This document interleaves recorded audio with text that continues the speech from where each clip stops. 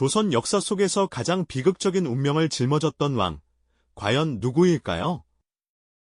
아마도 많은 분들이 어린 나이에 왕좌를 빼앗기고 쓸쓸한 죽음을 맞이해야 했던 단종을 떠올리실 겁니다.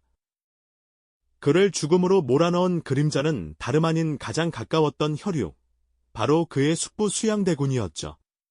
한때 한 이불을 덮고 지냈을지도 모르는 친밀한 관계가 피로 물든 왕권 다툼으로 변질된 이 비극은 과연 단순한 권력욕의 결과였을까요?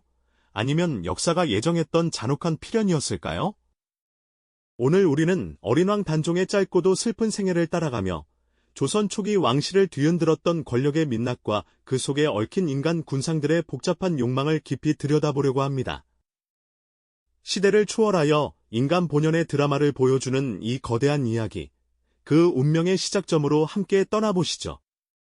모든 비극적인 서사는 종종 예기치 않은 곳, 혹은 너무도 평범해 보이는 순간에서 싹트기 마련입니다. 조선의 5번째 임금, 문종은 병약한 몸으로 재위 2년 3개월 만에 39의 젊은 나이로 갑작스럽게 세상을 떠나고 말았습니다.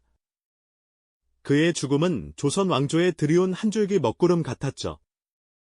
28의 나이에 왕위에 올랐던 그였지만 지독한 병만은 그를 오래도록 왕좌에 머물게 허락하지 않았습니다.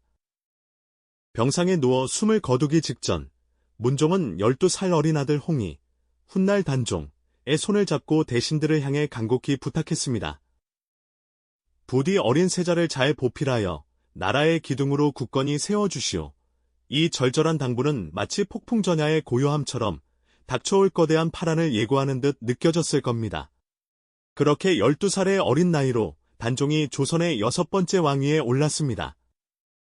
아직 세상의 풍파를 알기엔 너무도 순수했던 왕, 그의 눈빛에는 불안과 두려움이 가득했을 겁니다.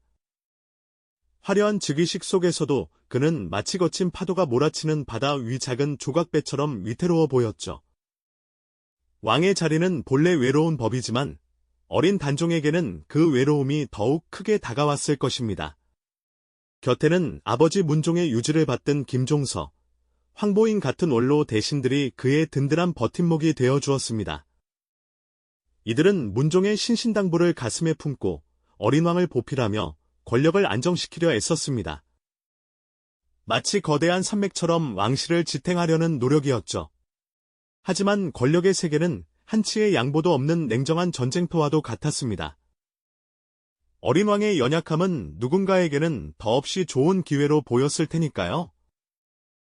왕실의 가장 강력한 어른이자 단종의 숙부였던 수양대군은 서서히 자신의 야심을 드러내기 시작했습니다. 그는 왕좌를 응시하는 눈빛 속에서 단순한 조카를 넘어선 그 이상의 무언가를 갈망하는 듯했습니다. 겉으로는 충직한 숙부의 모습을 보였지만 그의 마음속에는 이미 거대한 권력의 파도가 거칠게 일렁이고 있었습니다. 마치 먹이를 노리는 맹수처럼 수양대군은 자신의 때를 기다리며 조용히 발톱을 갈고 있었죠. 왕실의 평화는 겉모습일 뿐, 그 안에서는 이미 권력을 향한 은밀한 암투가 시작되고 있었던 것입니다. 시간이 흐르면서 수양대군의 야심은 점점 더 구체적이고 대담한 형태로 변모해 갔습니다. 그는 자신의 뜻을 함께할 책사들을 물색하기 시작했죠. 그 중에서도 한명회와 걸람 같은 인물들은 수양대군의 가장 강력한 조력자로 떠올랐습니다. 이들은 단순히 학식이 뛰어난 지식인이 아니었습니다. 권력을 향한 냉철한 판단력과 과감한 실행력, 그리고 필요하다면 수단과 방법을 가리지 않는 잔혹성까지 갖춘 이른바 킹메이커의 자질을 지닌 인물들이었습니다. 어두운 밀실에 모여 밤늦도록 등불을 밝히고 이들은 은밀하게 거사의 계획을 논의했습니다. 왕실의 평화를 깨뜨리고 새로운 질서를 만들려는 거대한 음모가 그곳에서부터 서서히 모습을 드러내기 시작한 것이죠. 마치 거미줄을 치듯 그들의 계획은 촘촘하게 짜여지고 있었습니다. 이들의 목표는 너무나도 분명했습니다. 어린 단종을 보필하며 권력을 장악하고 있던 김종서와 황보인 등 원로 대신들을 제거하는 것이었죠. 이들은 수양대군의 왕위 찬탈에 가장 큰 걸림돌이 될 것이 분명했습니다. 마치 거대한 나무의 뿌리를 잘라내듯 수양대군은 이들을 제거해야만 자신의 야망을 이룰 수 있다고 판단했습니다. 계획은 치밀했고 실행은 잔혹했습니다. 어느 겨울밤, 한양 도성에는 칼날처럼 차가운 바람이 불고 있었습니다. 그리고 그 바람 속에서 피비린내 나는 비극이 시작되려 하고 있었죠. 김종서의 집 앞에서 벌어진 피해 사륙은 그 잔혹한 서막에 불과했습니다.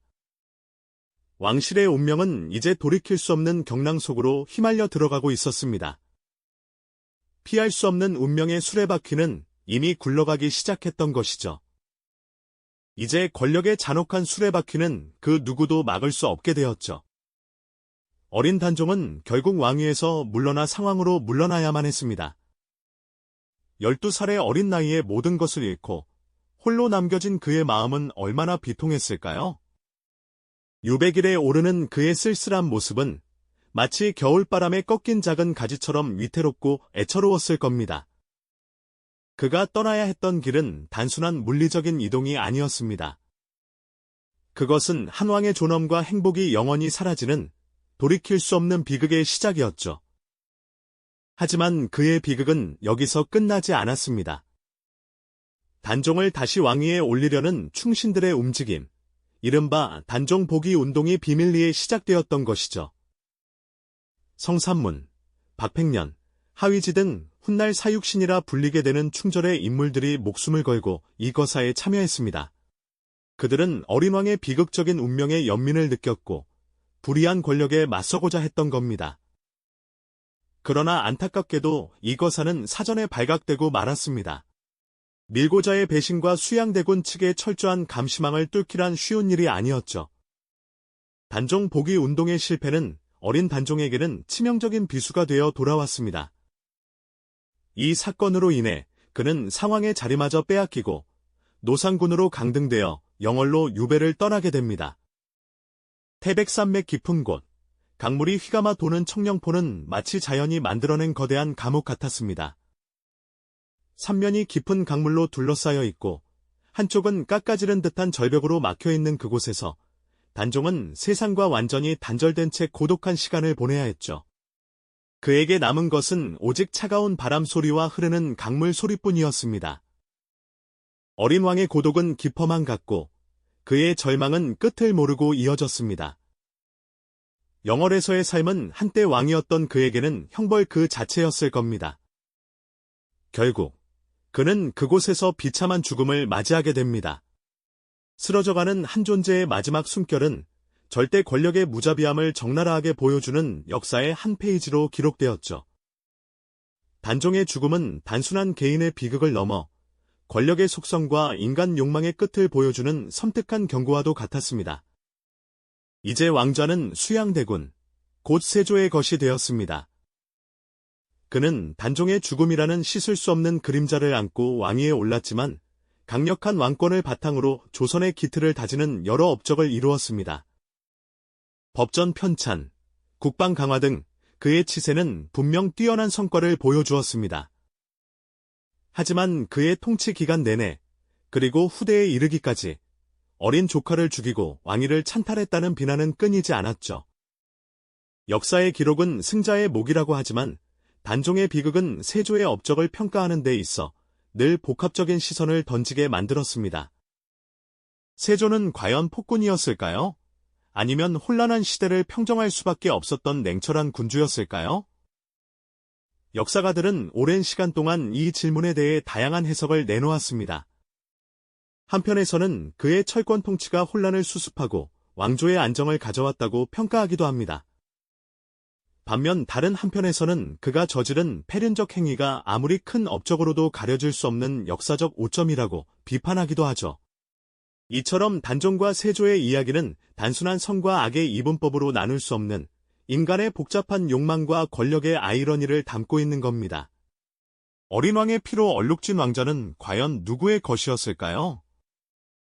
역사의 질문은 오늘날에도 유효합니다. 이 영상이 도움이 되셨다면 좋아요와 구독 부탁드립니다. 여러분의 응원이 제게 큰 힘이 됩니다. 다음 영상에서도 더 유용한 정보를 공유하겠습니다. 감사합니다.